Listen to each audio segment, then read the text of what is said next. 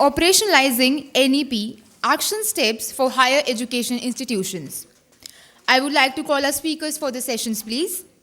Dr. Srihari Prakash Honwar, President, Sir Padampat Singhania University, Jaipur, and also our moderator for the session. Dr. Jagannath Patnaik, Vice Chancellor at ICFI University, Sikkim. Professor S.S. Satyanarayana, Vice Chancellor at CGU, Odisha. Dr. Pankaj Gupta, Dean, OCS, OP Jindal Global University, Sonipat. Dr. Hari Krishna Maram, Digital Brand Ambassador and Chairperson, Vision Digital India. Welcome, sir. We are honored to have you all with us. I now request Dr. Srihari Prakash Honwar to kindly take the session ahead from here.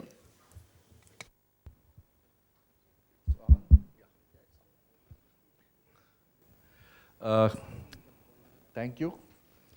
And I still haven't got an answer to till what time we can continue. I have a cheat sheet with me because we are going to talk about new education policy. And I don't think in the age group we are all here, we are expected to have that strong a memory that we know all the points at our fingertips. So what I will do is, I will just list out if we have to operationalize NEP, what does it mean? And yeah, especially for higher education, obviously. Well, we are talking about quality universities, colleges, and new and forward-looking vision for India higher education. I don't think we should touch upon that because once we put our hands into that, we will need 2 days seminar only to, touch the surface of it. Let's, I think, agree to skip that point.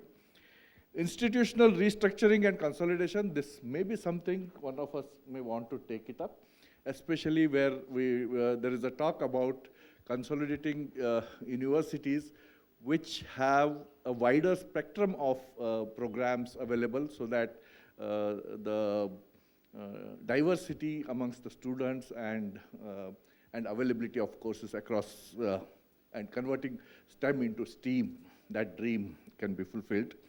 Possibly somebody may want to touch upon that. Towards more holistic and multidisciplinary education, may be worth touching, but yeah, there is the overlap. So when you do touch, don't touch it as an independent topic. Learning environments, support for students is again too deep, this thing. I think we can skip for the, we do have to have lunch also. So motivated, energized, and capable faculty, please don't speak about that. Teacher education, reimagining vocational education. I think somewhere in the earlier sessions we have touched upon this, so I think we can skip as far as this session is concerned. Catalyzing quality academic research in all fields. I think we can skip that for the afternoon because we have been arguing about it for at least 70 years now. Yeah, so I think for one day we can give it a rest. Transforming the regulatory system, we can debate 2 days without non-stop, without food. Yes. So it's, we will not go there also. We will not go there also. Yeah. Professional education, adult education, lifelong learning. I'm so sure it will all come in the form of this thing. Promotion of Indian language, arts, and culture. Maybe we can just circle around it. Technology use and integration, I don't think we can skip it, but let's be brief. It's been touched upon, but let's be very brief. Online and digital education, ensuring equitable use of technology. I think this is very important. But more importantly, I think let's talk about the reforms in higher education which we are looking at as part of NEP. One is 50% gross enrollment ratio by 2035. I don't think it's a matter of reform, but it's a target. But what is important is holistic and multidisciplinary education, where we are talking about flexibility of subjects, multiple entry, exit, UG programs, 3 years, PG programs, integrated 5-year programs, etc., etc. Credit transfer and academic bank of credits. I think we could talk about it a little bit. That would be an interesting area which we must talk about. We do have, an incidence recently when the AICTE did say physics and mathematics not necessary for engineering admissions. While it does look like a faux pas, but I'm sure as academicians, let's also consider, can we be ready for that? Because just because somebody, left science at some stage for want of, I don't know, money, opportunity, understanding, need not be excluded if we are going to say inclusive this thing. And finally, that much time to discuss all these things.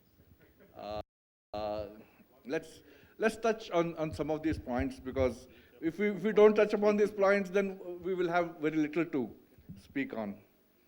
And research incentive, national mission, single regulator for everything, and National Research Foundation. Well, these are some of the other things which are there. I think I have touched every aspect of it. So we will agree to speak on few of them. Since digital is something which is a hot topic, we do have somebody who represents digital amongst us. Let me give him the first opportunity. We had agreed before coming here that we will make a statement for 4 minutes and then come back for an addendum of 3 minutes. We only have 30 minutes. We now have 30 minutes. Let's do the 4 minutes first. Professor Hari Krishna, please. Thank you. I think it is wonderful to be a part of this esteemed panel here, sitting, talking about digital. So I represent an organization called Vision Digital India. We started a couple of years back a town called Bangalore. I think most of you people are familiar with Bangalore. We call as a Silicon Valley now, and we've overtaken the original Silicon Valley. So today, if I am looking at, anyhow, thank you, Professor Srihari, for giving this opportunity. I think maybe we have a similar names, Hari Krishna and Srihari, so you've given this opportunity. Thank you. You seem to have indicated a bias. Yeah. So when I saw the agenda, my name was at the end. So I thought, okay, good, I will do something at the end, because after all the speakers, talking at the end is the most easiest thing. So today, to talk about digital, I remembered while sitting there and listening to all the people, visiting Oxford University, which is one of the oldest existing physical university, which is having more than 1,000 plus years of existence. I'm not talking about Nalanda, Takshashila and all. That is not so more than thousands of years back. They were there, and we were called as a Visva Gurus. But that era is gone now. So now we are talking about 1,000 years Oxford University, comparing with a couple of educational ventures like Coursera, Khan Academy, or Baiju. So today, with just less than 5-6 years old of existence of these organizations, I think overtaken even the oldest university, Oxford University. So I think the finest example is Baiju, which is again started from Bangalore town.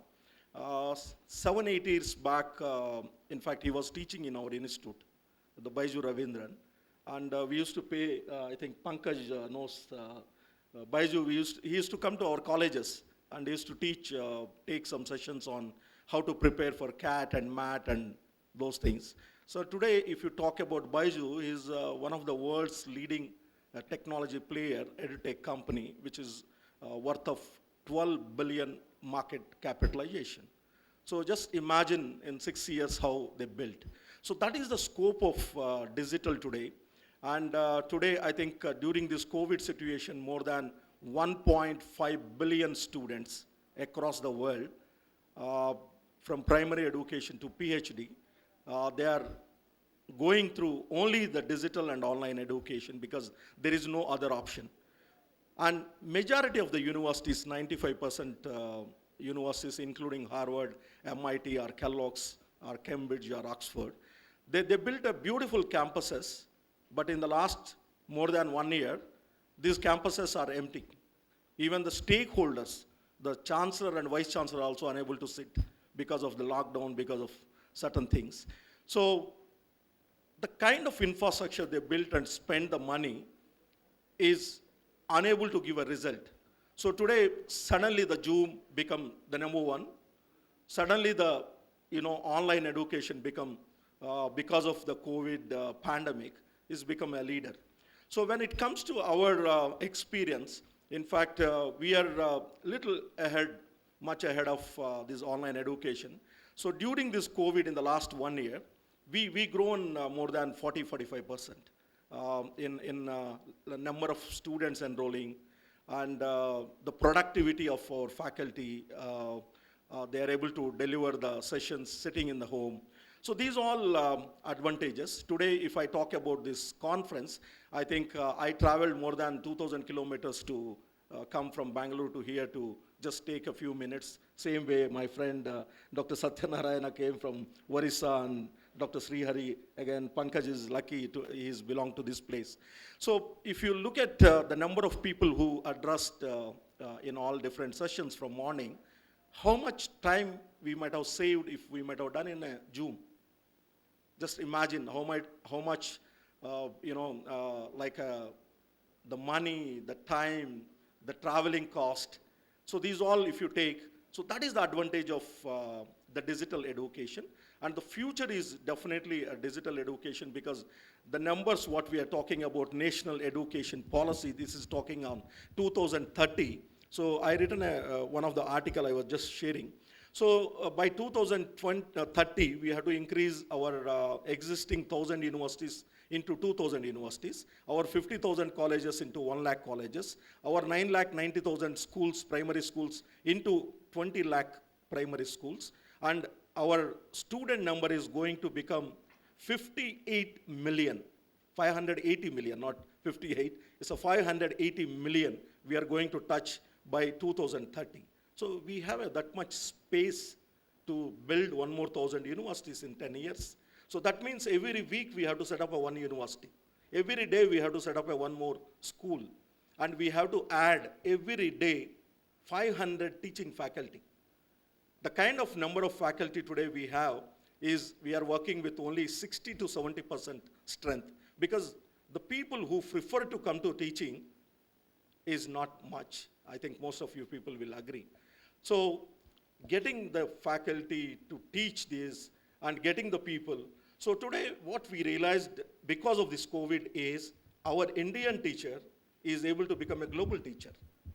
Earlier we used to just watch the faculty of Stanford, MIT, and Harvard, through webinars and all. Today, our Indian faculty able to reach everywhere. So Don't that is get what me, don't get digital me biased education- against you. Yeah. That is what Thank you, digital thank you. education. Thank you for I think the you have made a wonderful point. That is, we have adopted willingly, unwillingly.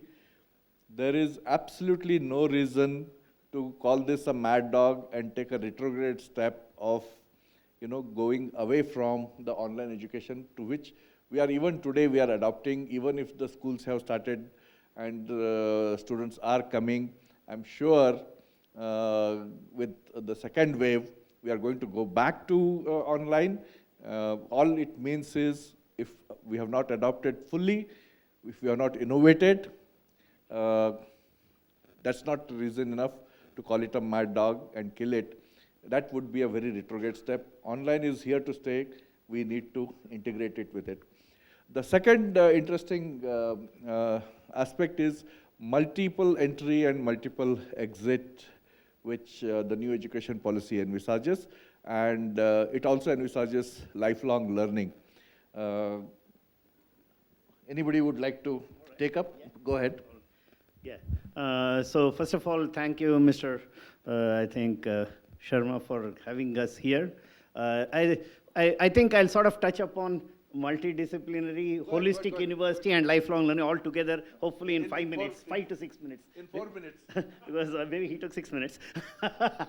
All right. So I think, see, I take off from the context he mentioned. Education is changing. From just 40 million in higher education or over 250 to 300 million in education, we are going to 600 million people in education in India. And even now, our education is not valued rightly. It is undervalued. And nobody can, these numbers can also not pay. So we have to deliver quality, affordable education, and that also, again, with maybe substandard cost. So if that has to happen, I think the new education policy is a key enabler. When you start vocational education in school, and then link it seamlessly to jobs and academics and lifelong learning. I mean, because it's student-centric, anytime, anywhere learning. And that anytime, anywhere learning with my job, and then linking it to then maybe appropriate credits could be transferred to degree. You can come in and multiple entry and go out of the university. I think that is where I think the universities, otherwise universities will become irrelevant because companies are ready to take skill certificate.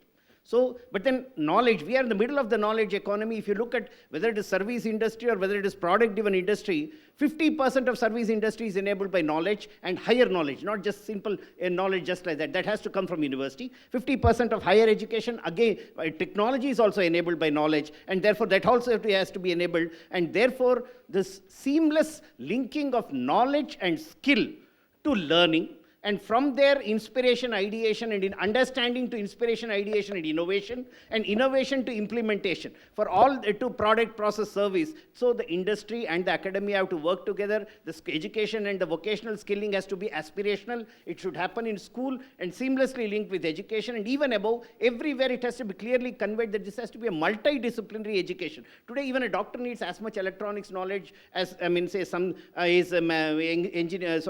medical knowledge. And even mathematics, as he said about mathematics, see, whole world is already looking at how do we do quantitative ability without the fear of mathematics. So that is where if you can bring in that, I mean, there are many people, I mean, say, how many people know or do not know, I am not sure, but say G.D. Naidu was a great innovator. He invented from Coimbatore so many products and service. Government of India, maybe in those days of license Raj, did not give him permission. Maybe somebody can look up. He would have had way ahead of technology if that was done, but he was not even a school, I mean, he is not educated. So therefore, I think the national education policy has some wonderful thought.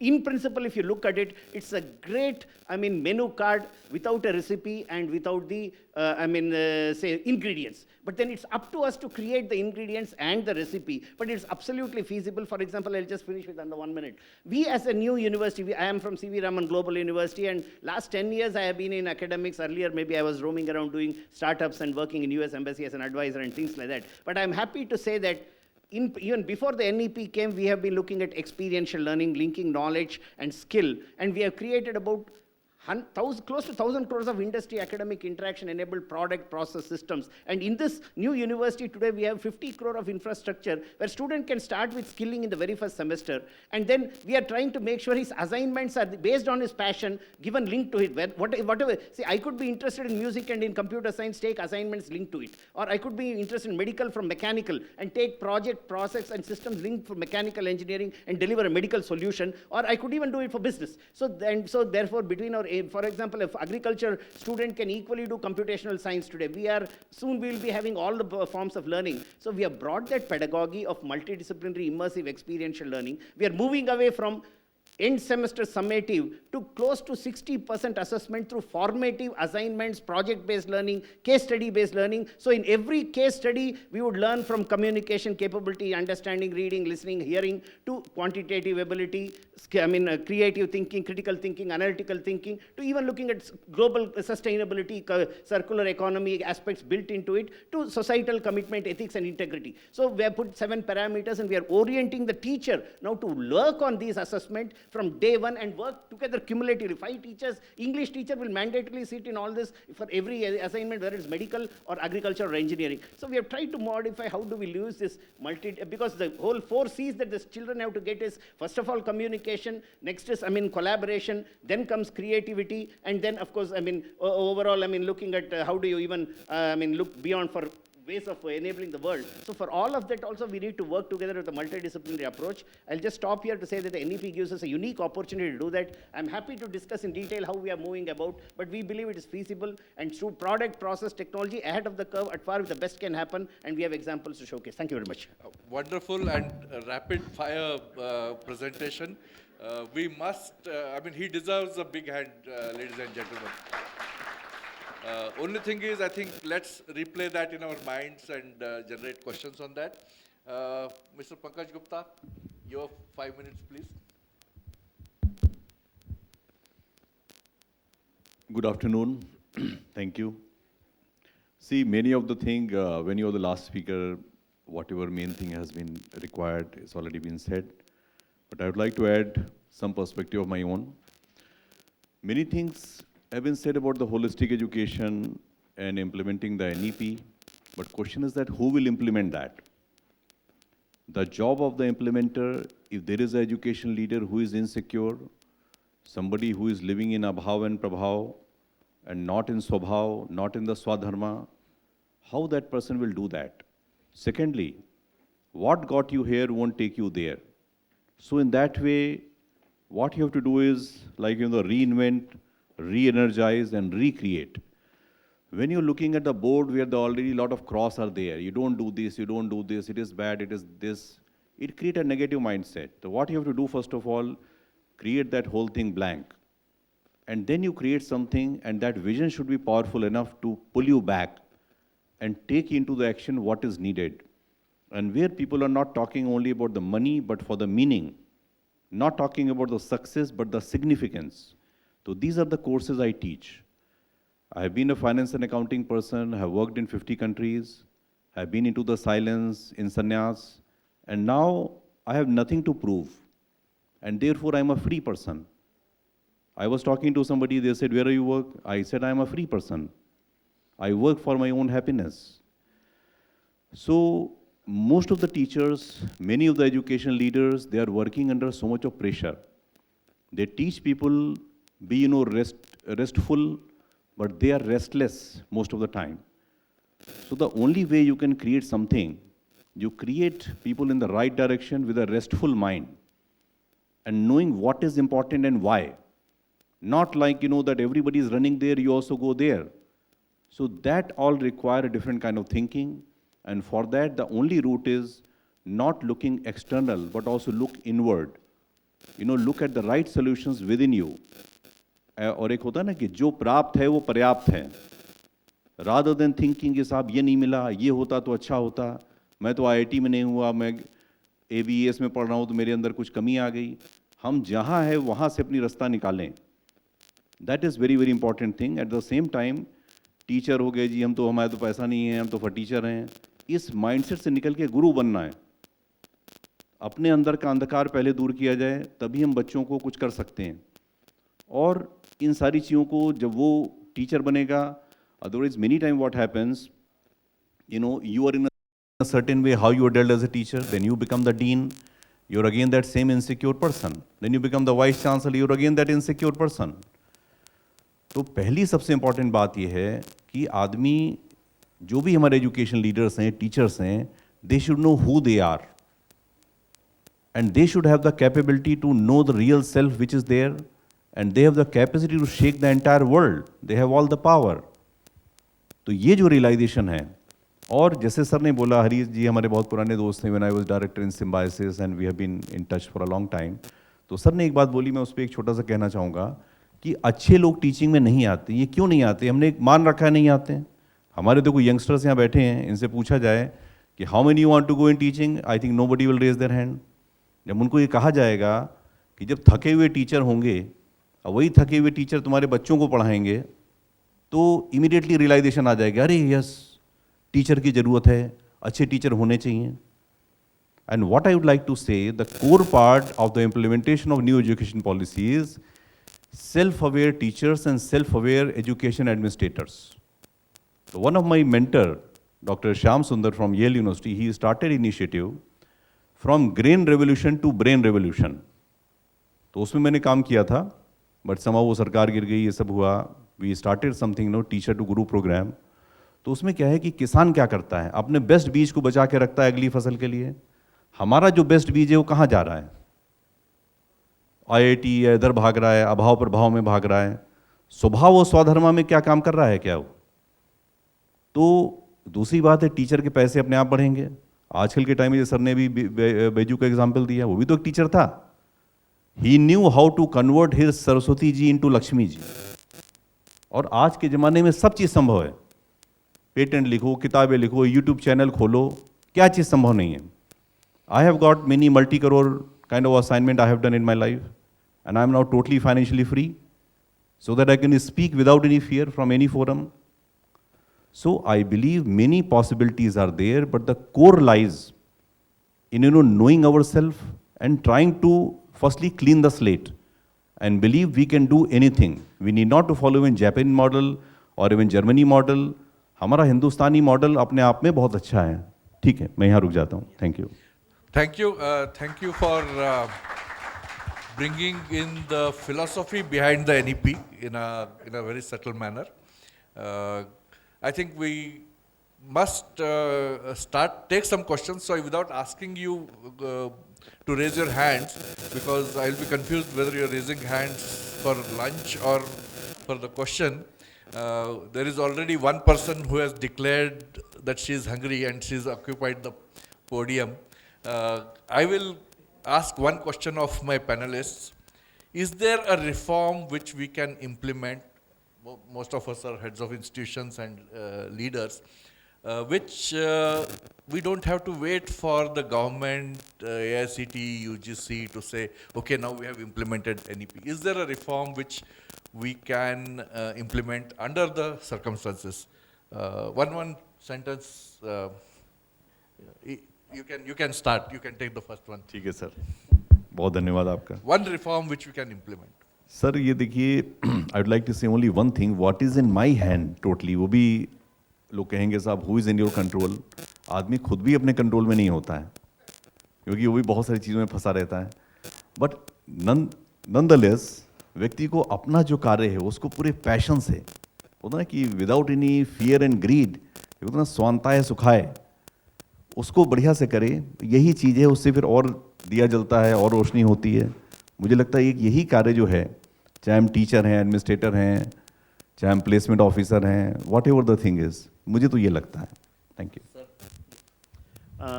I think as whole of the NEP looks at learner-centric education, the institution has to be the academic-centric, I mean, enable the facilitator, the academic.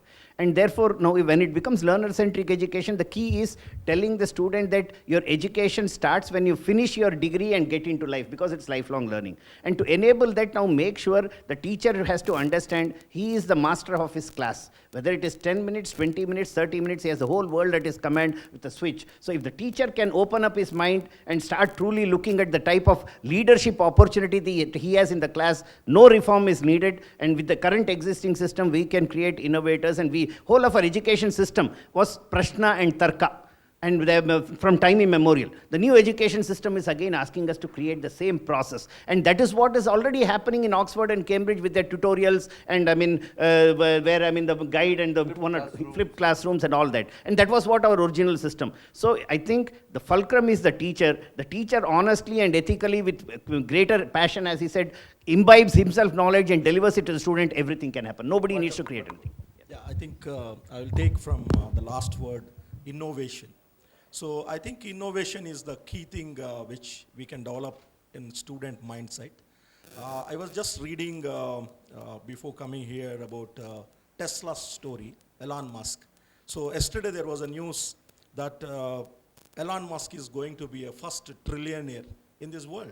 So how the person who got rejected in applying a job in Facebook, Microsoft, everywhere he got rejected, and now he built a company which is not like a number one car selling company when compared than Toyota, when compared than GM or Ford.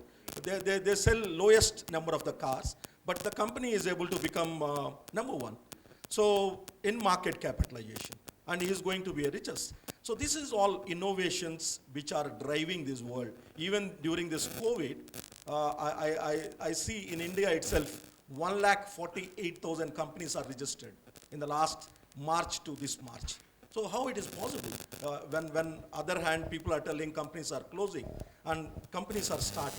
So I think student innovation mindset will definitely help country like India to reach our goals. And we don't need anybody's permission to implement that.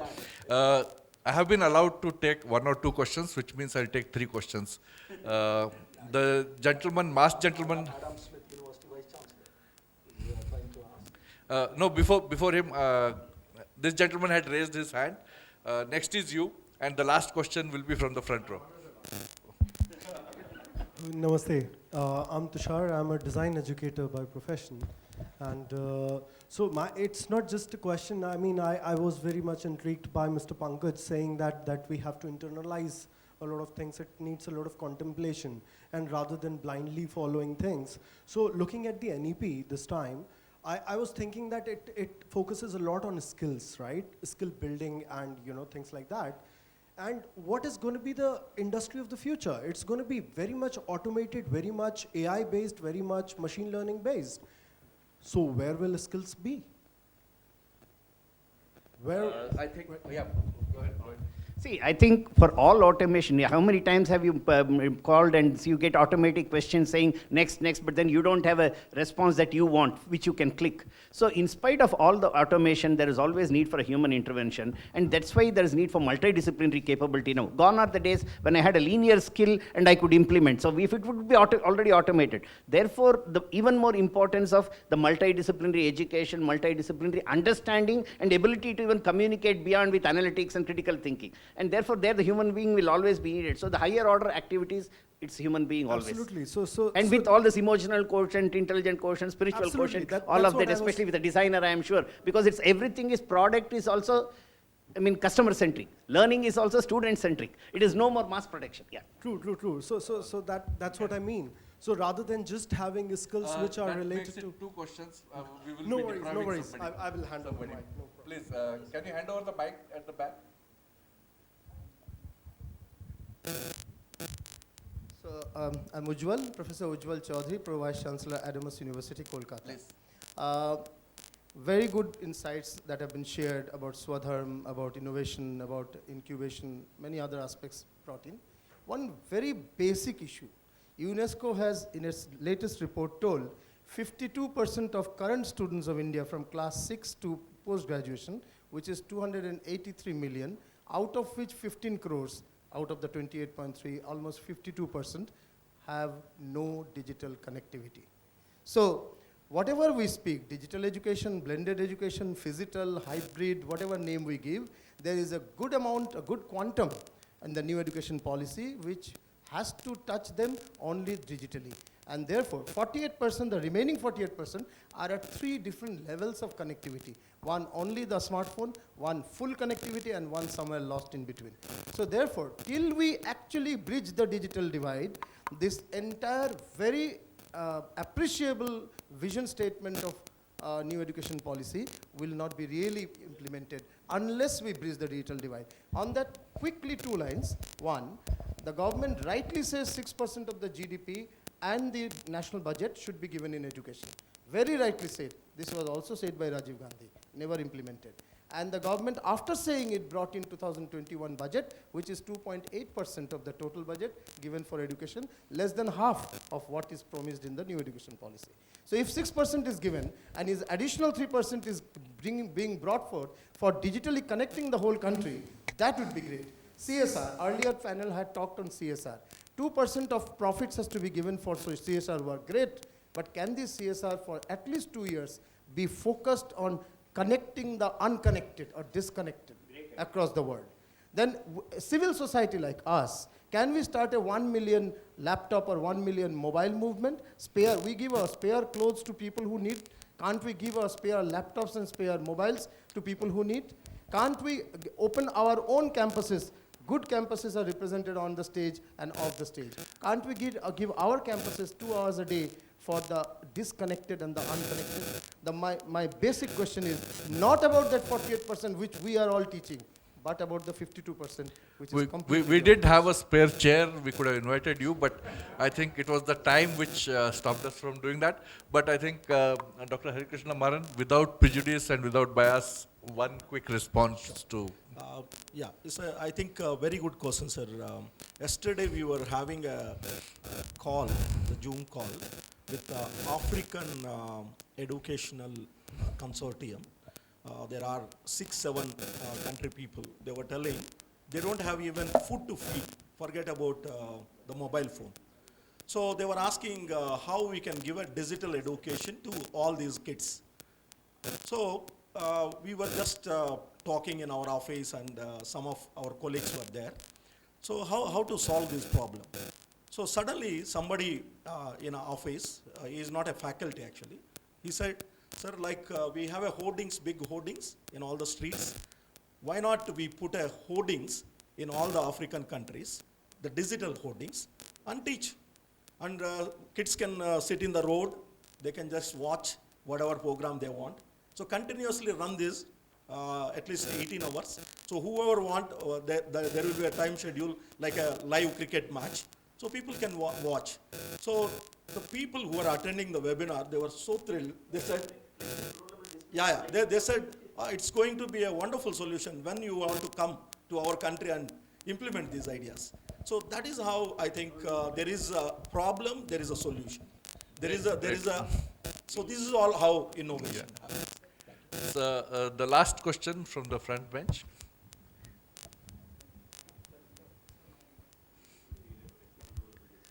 Yeah. Good afternoon. Mine is not a question. One will be like sharing input, and one may be a small question at the end of it. I'm the Vice Chancellor of ICFAI University, Himachal Pradesh. So a few things I just want to share. You were supposed to be sitting here? No, that is another ICFAI University, Oh. but not Himachal. That is no, Northeast. Northeast. No, not Sikkim. A few things I just wanted to share about the online education, because today's seminar has touched upon a lot of things: academia, industry, interface, NEP, online education, hybrid education. Few very simple things which I think I will just put in. One is that during this online education pandemic, whatever it has, firstly, online education is no substitute to classroom teaching. It cannot replace the classroom teaching. Second thing is that though, through this pandemic, we learned a lot. A lot of things have been learned through it.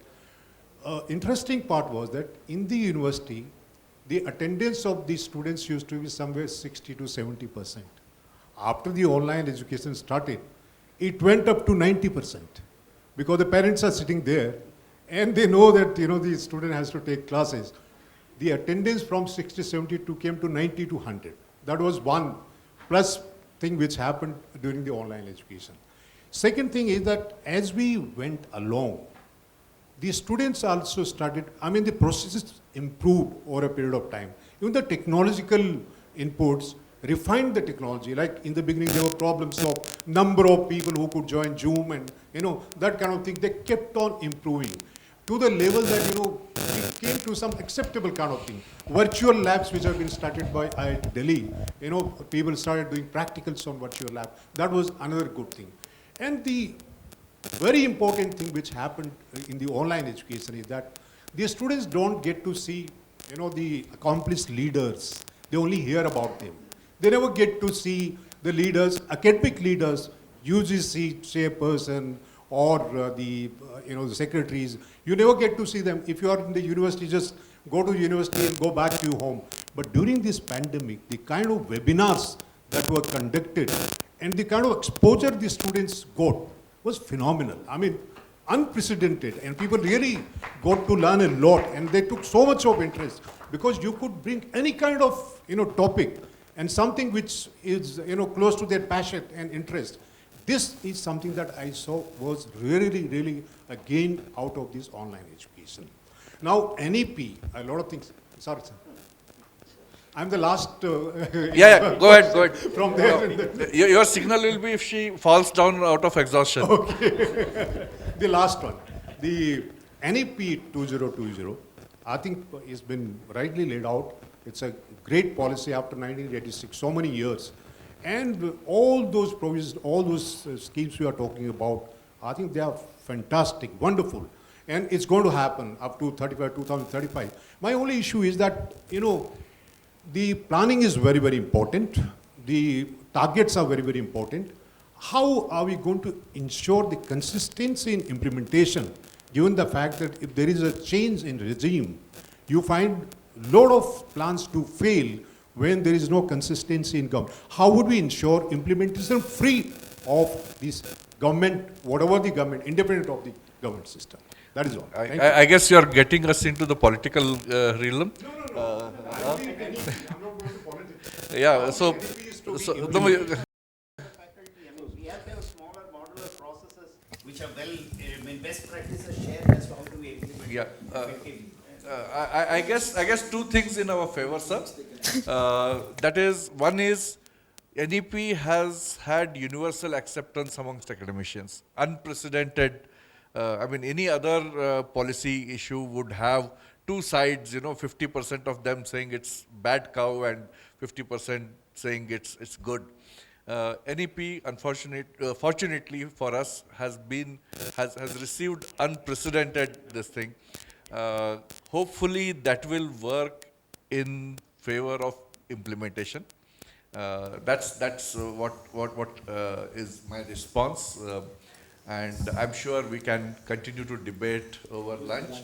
So before we move to lunch, let me take this opportunity personally thanking Shiv, first of all for the lunch, of course, but for bringing us all together. The touch and feel was missing for almost a year, and while we were about to celebrate the lockdown anniversary, we did come back and see faces, and thankfully at least I could shake hands with 5 of them. I'm sure they all went back and washed their hands, but I think it was worth it. And while my colleague does insist on doing it online, I'm sure we will continue to do a lot of things online. Occasionally, we will depend on Shiv to bring us together, and so let's give a big hand to Shiv and my fellow panelists for sticking to the time with whatever time dilation we could accommodate. And most importantly, thanks to the audience who are still here. I don't know whether it was us or the lunch which kept you together, but we will not hesitate in taking part of the credit. And thank you very much. Now we are all yours. Thank you so much, everyone. May I now please request Dr. Pareen Somani, independent academic scholar and motivational speaker, to please come up on the stage for the citation of our speakers. Dr. Srihari Prakash Honwar, President at Sir Padampat Singhania University, Jaipur.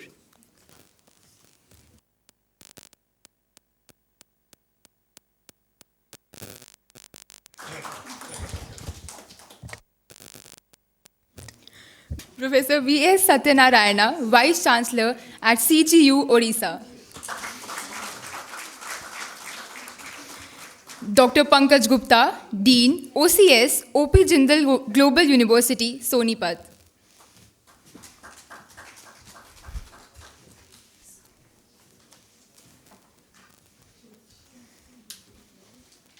Dr. Hari Krishna Maram, Digital Brand Ambassador and Chairman, Vision Digital India.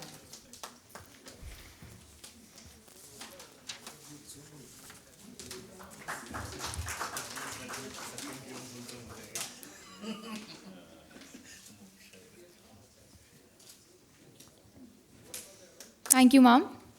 Thank you so much to all the speakers for putting a remarkable end to the day. With the end of this session, we also come to the end of our conference today. And now, to end the day on a formal note, I request Dr. Irfan A. Rizvi to kindly come on the stage for the vote of thanks. I'm sorry.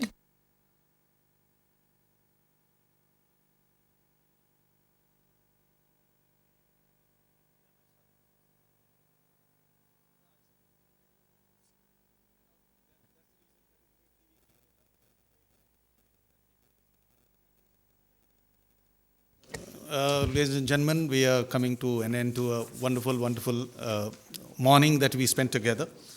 I had taken down some notes because to talk about it, but I think I have supposed to propose a vote of thanks, and that thanks goes to all the people on the dais, for all the 3 sessions that were there, okay? Because I think the level of discussion and the kind of insights made were top of the top. And I must also thank the audience, because at times I was getting confused, and as Professor Sherari very rightly pointed out many times, that we should have been here. I think that speaks a lot about the kind of conclave we have had, wherein it's not everyone looks up to the people sitting on the podium because they are sitting on a higher plane, but I think a wonderful work done by the audience with wonderful, wonderful insights provided. I think all of us deserve a big hand with that. Normally in the Thanksgiving, you touch upon some of the summaries of what the sessions took place, but I'm not going to do that because I would like to have my lunch and not thrown out before I complete it. Okay, but few things I think we are still. I would say the jury should be out about various things that we are talking about. The online was not by design; it was by default. We had no way to go. We had to run the system. So the credit goes to everyone, the children particularly, who adjusted themselves to learn through that medium, particularly in a situation where the parents are breathing down their neck 24/7. And I have seen it at my home. So I think a credit goes to them in a big way. Credit goes to the teachers who were never accustomed of teaching in this manner, yet they did it. And I know for sure, whether it is teachers or whether it's students, the digital divide, or as the professor pointed out, it's a wonderful idea. Unless we bridge that, we will be covering only 48%. And 48% to me is an exaggerated number. Actually, the numbers could be very, very low. Imagine a taxi driver or auto driver's son or daughter, if they have 2 of them, the kind of house that they live in, one mobile phone which is taken over by the father going out to earn his living, how are we going to teach them? So before we jump onto it, I think it's very, very important to confront the reality. To my mind, Do it by design rather than by default. by default, exactly. To my mind, the online education was there for time immemorial. For me, the greatest example of a learner is Eklavya. Who did it completely? I don't know whether it is online also. He was so. Yeah, I don't know. He was inspired, basically. Now, for any education system, whether it is Byju's or Khan Academy to succeed, the intent of the learner, the passion of the learner is the most important. So the idea seems to be very good to put up a hoarding, but people would like to look at a Kareena Kapoor or someone else rather than getting educated by it, because that is something which is missing in a big way. I suppose the debate and discussion should go on. We have not concluded. We are concluding this particular session. And yet rest of the things will go on. And as everyone has said already, that we were sick and tired of online. If it's so wonderful, then there was no reason for all of us to come over and shake hands. The value of touch and feel. So I suppose we cannot go against the nature. So somewhere or the other, let's wait and watch. Let's see how things pan out. And let's try to give ourselves and everyone around us the best that can be given. I have always believed in, and in many interviews I have been rejected because I told the owners, the most important place in an academic institution is the classroom, and the most important person is the teacher. they didn't want to hear this sound. Okay? And I said, okay, thank you very much. This is what my belief, because that's where things happen.